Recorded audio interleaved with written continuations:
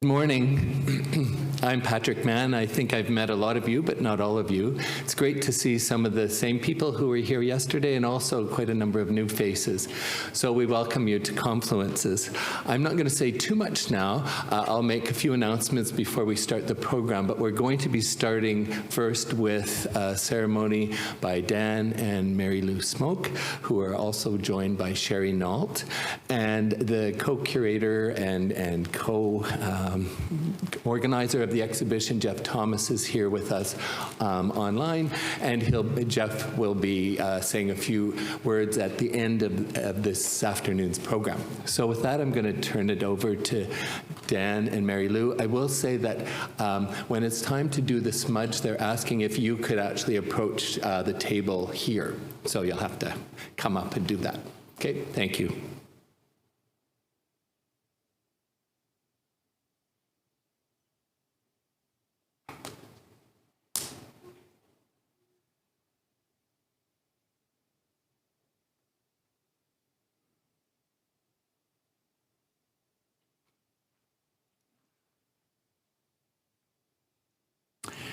Hey, Chimigwet, Sir Patrick. Yes, where I come from, we say Sego. So, Sego. I believe Jeff may have said the same thing because he's Onondaga, and I come from the same confederacy as him, the Haudenosaunee.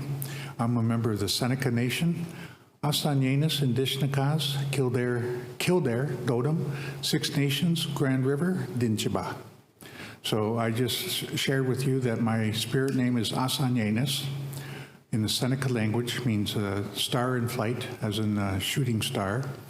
I'm a member of the Kildare clan, and I come from Six Nations Grand River territory. Because our people are matrilineal, I come from the same lineage as my mother, who's Seneca Kildare, and my father was a Cayuga Turtle Clan. And we all came from Six Nations Grand River. Now, I was born down on the Onondaga Reservation that Jeff is a member of. He's a member of the Onondaga Nation people.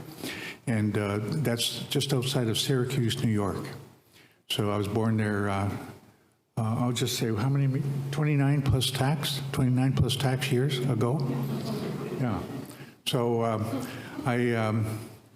I'm really happy to be here, back here again, because we were here a couple years ago when we did the smudge upstairs, and it was just a wonderful time meeting everybody. We have some old friends here. I would just want to point out Ron and Jamili, good friends of ours who introduced us to the art world of London, Deshkanzi Bay, and we're very happy to be part of it. And you know, just getting to know many of the crowd, many of the artists in the audience today is always a real, true pleasure for us. So, Mary Lou? Yes. Okay, Mary Lou is a drum carrier, song carrier. So she does our singing, and I pretty much just kind of give her a hand. I just try to help her as much as I can.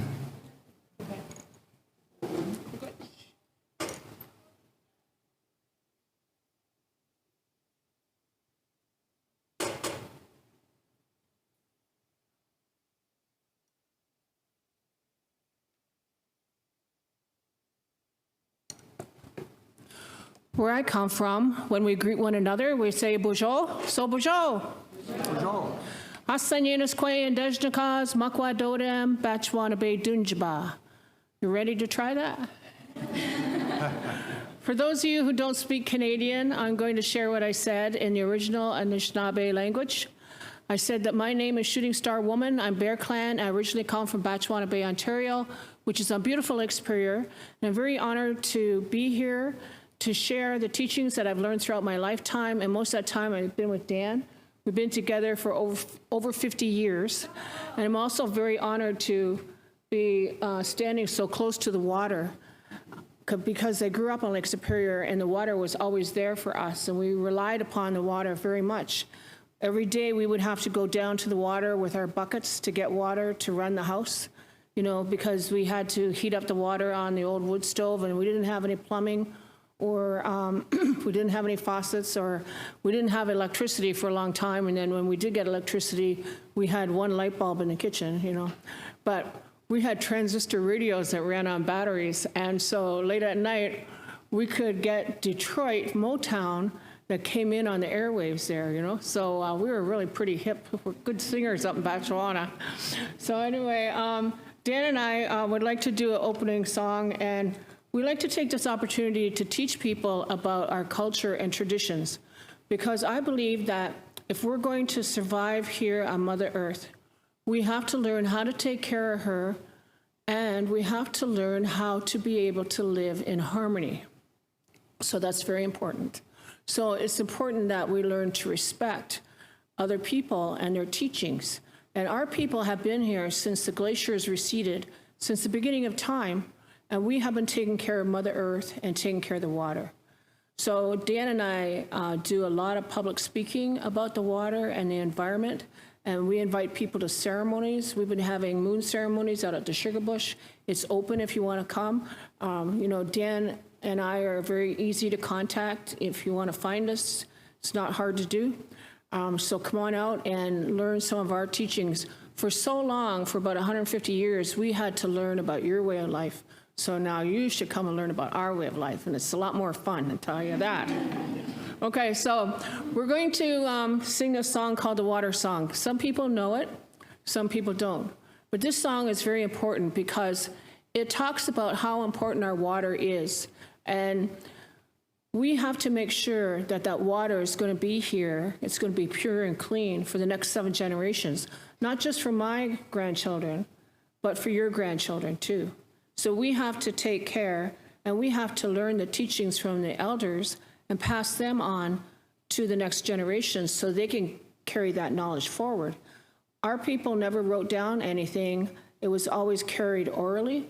And so these days, because the elders are dying and that knowledge is leaving us, some people are recording things and some people are writing things down.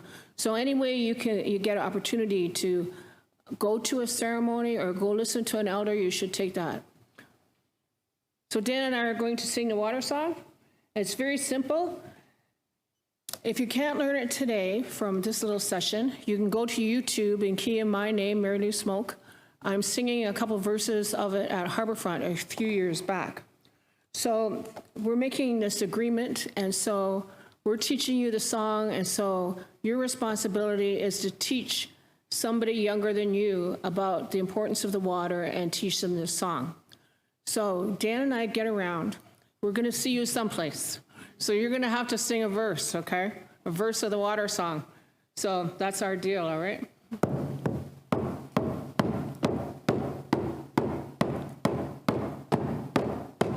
Wichita, do ya, do ya, do ya. Wichita, do ya, do ya, hey. Wichita, do ya, do ya, do ya. Wichita, do ya, do ya, hey. Hey, Achanaya, hey, hey. Hey, Achanaya, hey, hey. Hey, Achanaya, hey, hey. Hey, Achanaya, hey, hey. Easy, right? So give it a try. Wichita, do ya, do ya, do ya. Wichita, do ya, do ya, hey. Wichita, do ya, do ya, do ya. Wichita, do ya, do ya, hey. Hey, Achanaya, hey, hey. Hey, Achanaya, hey, hey. Hey, Achanaya, hey, hey. Hey, Achanaya, hey, hey. Now this third verse, I'm going to lip sing, and you guys are going to sing, and I'm going to go walking around the room to see who's singing and who's not. So we call this land Turtle Island, and if you're not singing, we may have to take a vote and kick you off the island. We wouldn't want that to happen, right? So Dan's going to lead. Wichita, do-ya, do-ya, do-ya. Wichita, do-ya, do-ya, hey. Wichita, doo-wee-ah, doo-wee-ah, doo-wee-ah. Wichita, doo-wee-ah, doo-wee-ah, hey. Hey-ya, Chinea, hey-ya, hey-ya. Hey-ya, Chinea, hey-ya, hey. Hey-ya, Chinea, hey-ya, hey-ya. Hey-ya, Chinea, hey-ya, hey.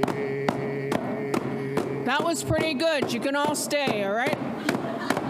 So now we're going to sing this last verse like our life depends upon water, which it does. Wichita, do-ya, do-ya, do-ya. Wichita, do-ya, do-ya, hey. Wichita, do-ya, do-ya, do-ya. Wichita, do-ya, do-ya, hey. Hey-ya, Chinea, hey-ya, hey-ya. Hey-ya, Chinea, hey-ya, hey. Hey-ya, Chinea, hey-ya, hey-ya. Hey-ya, Chinea, hey-ya, hey. Whoa, Matakiwasa. All right. Miigwech, miigwech. I just said Matakiwasan, which means all my relations in the Lakota language. We always acknowledge that we're related to one another, that we need the plant life, we need the animal life, we need the swimmers that are in the water, we need the flyers. We need all these living things to survive. And we're always thinking that we're the superior nation, but if something happened to us, all that wildlife can survive without us, but we can't survive without them. So we always have to change our the way we think and start thinking, more about preserving things and how to preserve things. So we have a lot of work to do. So I'm going to let Dan say the Thanksgiving address or whatever he has planned for today.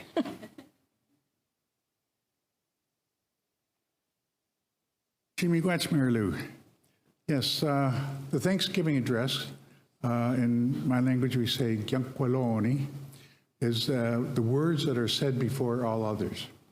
Whenever we come together in a healing circle, in a ceremony, could be a sweat, could be a Sundance, could be a shaking tent. Whenever we come together, we always begin with these words of thanksgiving to acknowledge, similar to what Mary Lou said, that we are related to everything. Every form of life, we are related to it. So just wanted to acknowledge our sister is taking around the smudge. We've been asked to do a smudging ceremony. This is a purification ceremony. It's a ceremony that helps us to let go of all the stress, all the worry, all the distractions of life that we've encountered in our day-to-day, so that we can all kind of be here to focus on the good words, the good quality of life that each one of us exhibits, everything that each one of us has been gifted with by life to become the people that we are today.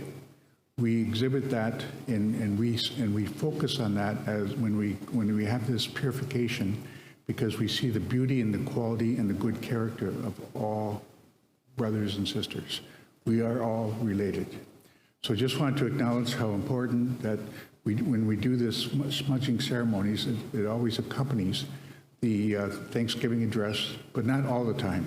It's just the way that Mary Lou and I do it. We always try to do the smudge at the same time as we're doing the purification or the Thanksgiving address. So purification, Thanksgiving address, they usually go hand in hand for us. So, Yahweh, Sagwandizo, Senio, Esquatahas, Git Contanwa, Wahase, Jawise, Todakwa, Oskata Nagohas, Oida, and Nahas. Basically, I just wanted to give greetings to all of you. I want to acknowledge life. I want to acknowledge this beautiful scene that we have just outside the window here. I wanted to also explain to the Creator to have pity on me because I do not speak fully my language. So I try my best to speak in the English language, and so I'm going to be sharing the Thanksgiving in the English language. So there's a lot that I will be missing in the traditional Thanksgiving address, which in the Gyunkwaloni can take upwards of 2-3 hours just to say that, just to recite that. So I'm going to shorten it down to, as Mary Lou likes to say, the Reader's Digest version, the condensed version. So I'm just going to, but I will cover most of the highlights of the Thanksgiving address. Okay, just want to begin with the water that Mary Lou was talking about. The water is that feminine, sacred element of life that all creation needs in order to survive. Water is used by every form of life, and it's part of our survival, their survival. So we acknowledge that the water is still following her sacred instructions. She's still providing that life to all creation. So we acknowledge the water, and that she's still here following her sacred instructions, and she's still taking care of all creation and all the life that lives in her and all the life that lives on her. We also look at our Mother Earth, all the life that lives in her and all the life that lives on her. The crawlers, the four-legged beings, the two-legged beings, us human beings, the rocks, the minerals, the trees, all the life that lives in the trees, all the life that lives on the trees, the plants, the medicines, everything, every form of life is helped, needs Mother Earth in order to survive. And Mother Earth provides that life for all creation. Mother Earth is, we look at Mother Earth as a support system that all creation needs in order to survive. And she's still following her sacred instructions, grandfather, grandmother, so be it in our minds. We also want to acknowledge our Father Sky. Our Father Sky represents the air, and our Father Sky continues to breathe that life into all creation. Because we reciprocate, like, for example, human beings and the trees. We exhale carbon dioxide. The trees breathe in carbon dioxide, and they exhale oxygen. And we inhale in order to live that oxygen. So the trees are like our lungs. And so we acknowledge how important the trees are and how important that reciprocal relationship is. So just want to acknowledge grandfather, grandmother, that the Mother Earth and Father Sky are still following their sacred instructions, still providing life for all creation, grandfather, grandmother, so be it in our minds. Also want to acknowledge our eldest brother, the sun. Now, our eldest brother, the sun, is up there, but he's behind the cloud cover today. But our eldest brother, every day, he begins a journey from the eastern door, and he travels across the sky to the western door. And when he travels, he shows his face to us. And when he shows his face to us, he provides us with heat and he provides us with light. Nothing would survive without our eldest brother, the sun, who represents fire. Fire is very important to creation, to all life. Every form of life needs that eldest brother, the sun, in order to survive. And our eldest brother, the sun, is still following his sacred instructions. Grandfather, grandmother, so be it in our minds. We also want to acknowledge our grandmother moon. Our grandmother moon, many of the, I'm not sure if some of the sisters here have been out to the full moon ceremonies. We just had them. This particular full moon was the Seespoquatkeeses, which means sugar, the sugar moon. The sugar moon is a time when the maple sap begins to run. And the maple sap is that first medicine that comes from Mother Earth. And it's very, very sweet.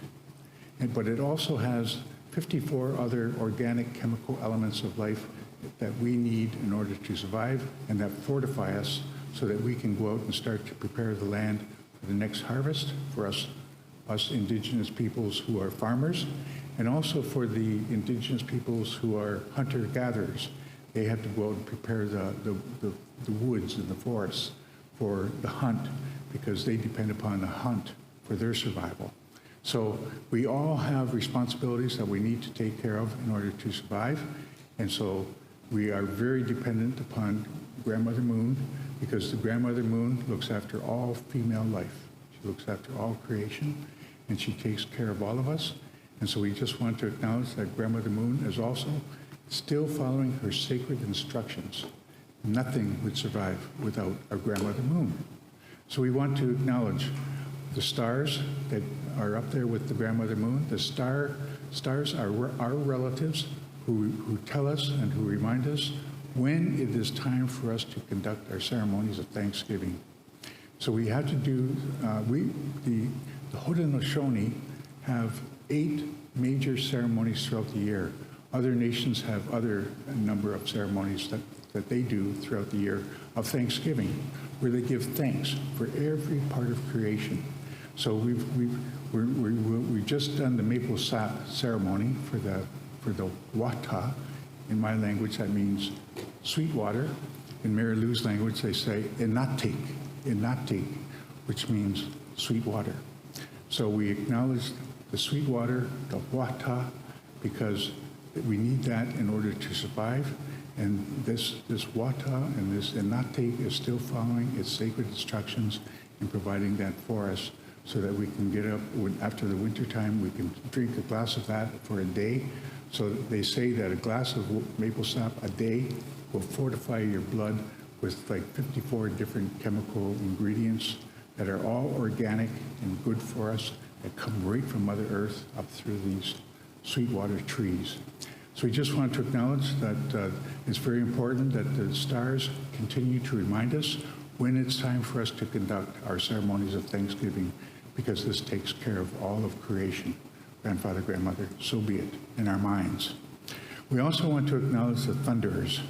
The thunderers, you've probably heard them in recent days. The thunderers, it's their job right now to wake up creation. Their job is to shake the world, wake it up, because the next cycle of creation is beginning. It has begun. And so when it begins like this, we all have to get ready to begin to acknowledge that the next cycle is about to begin. So for us, the maple sap is very important to collect. The maple sap is very important for us to drink. And we give thanks in our longhouses, in our lodges, or in our roundhouses for the peoples that are right here in this part of the Great Lakes watershed. The Lenape, the Anishinaabe, and the Haudenosaunee. So we just want to acknowledge we all have different places that we go to give thanks in our spiritual governance. But let me just say that we pretty much do them all around at the same time because we're all guided by the stars. The stars remind us, but they tell us that it's the thunderers whose job now is to wake everything up, and they will be with us until the fall. And their job during the rest of the season is to bring the purifying rains that cleanse Mother Earth, that purify her, that take care of her, give her a drink, so that her thirst is quenched. So we just want to acknowledge Grandfather, Grandmother, that the thunder beings are still following their sacred instructions because nothing would survive without them. Grandfather, Grandmother, so be it, in our minds. We also want to acknowledge the fall time, the harvest, because that's when most of us who are farmers, that's when we bring in the harvest and we start to prepare for the winter. And the hunter-gatherers are going out and they're hunting. And so that's their time to hunt. It's in the fall time. So we say that the time between when the leaves begin to fall and the first snowfall that is permanently here for the winter solstice, that's the window of time, the window of opportunity for us to acknowledge that Mother Earth has worked very hard for us. She's even put on her makeup when you see all the trees with these colorful leaves. She's putting on her makeup because she's going to be going to sleep. she's going to have to get her balance. So we acknowledge that she needs her balance, she needs her sleep, because she works very hard for us to provide us with a harvest and to provide us with the hunt. So in order for us to survive. So we acknowledge and give thanks to our Mother Earth for that. So we also acknowledge at that time the 4 protectors. The 4 protectors are those 4 celestial beings who look after all spiritual matters. We want to acknowledge that we all have belief systems whereby we believe in angels, we believe in spirit helpers, we believe in whatever it is that we believe in. They help us. They help us. They're part of our intuitive side of our being. And they help us with faith, and they help us with a good mind, and they help us to understand the truth of life. And when they do that, we know that the decisions that we make in creation, in our lives, for our community benefit, for our family benefit, we know that those decisions will be based on that faith and on that truth.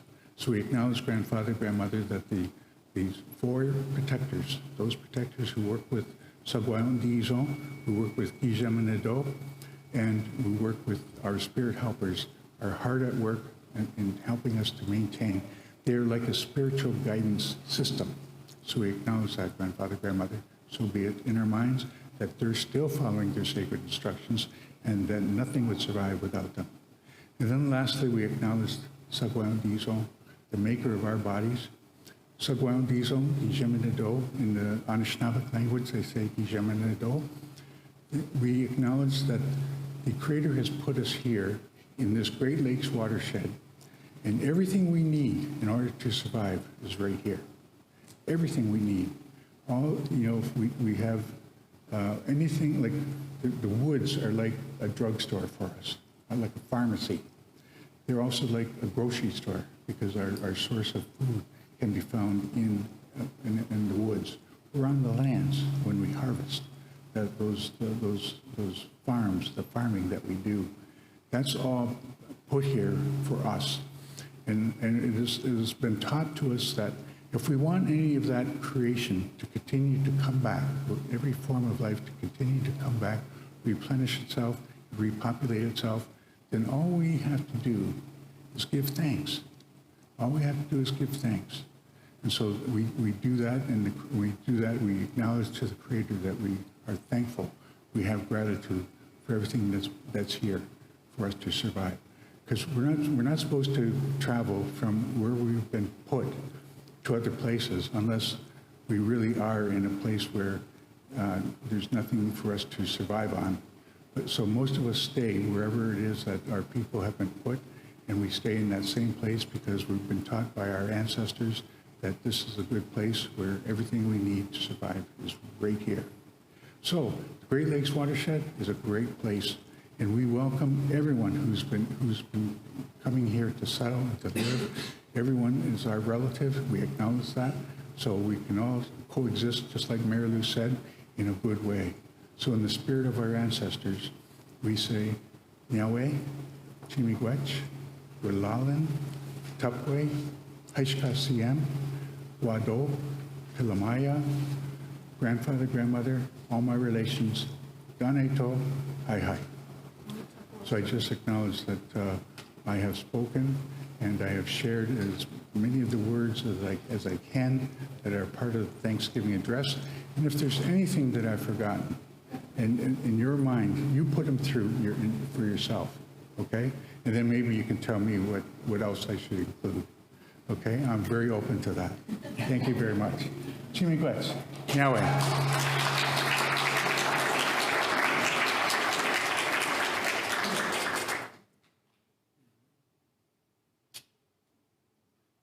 So did everyone get a smudge? Okay, great, okay. Okay, well, I'll turn it back over to Patrick. Thank you, brother.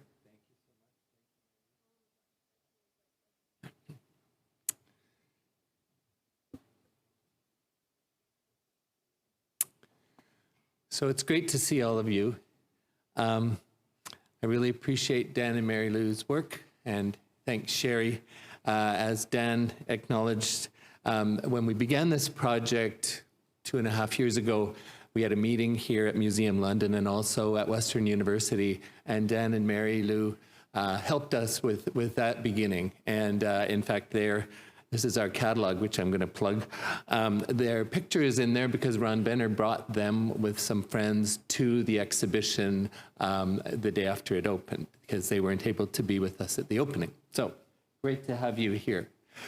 So we have another great day. I just wanted to say that yesterday we did some great work, I would say, and we had some wonderful friends. Some of what we did yesterday was celebrate the community projects that really happened after the exhibition that we put on here at Museum London approximately 1.5 years ago. So the community projects happened through some of the artists that were working on our project and many other people in the community as well. So if you weren't here yesterday, you wouldn't have been told that you can have one of these almanacs of the GardenShip and state community projects, and please pick one up over there. It's a great document that really kind of shows the kind of breadth of engagement that has happened since the exhibition that we put on, and I thank all those who presented yesterday. Also, there's this on-site review, which was co-produced with Embassy Cultural House. GardenShip was also involved, and on-site review itself, and it's on mapping, and this is actually for sale for $20, and it's a wonderful book as well. And then finally, this is basically, as they call it, a dummy of our catalog, which is at the printers, and you're certainly welcome to pre-order one. You can do that actually, I think, down here at this table, and it's $35. And it's a great document of conversations and, of course, the exhibition and a whole range of things that relate to our project. And some of the conversations you're going to hear today really are in part reflected in the book. So that's my plug. So our program this afternoon is varied. Jeff Thomas is here with us for part of it, and Jeff is going to be on one of the panels later on. The first panel is, and actually we could go to that program, is on women and colonization, and I'll be introducing that momentarily. Following that, we have a panel which will be hosted by Sean Caulfield, and that panel is on artists and museums and their work. And following that, that'll go till about 3 o'clock. Katie Wilhelm, the designer of the publication, and Ruth Skinner, the editor of the publication, will take about 15 or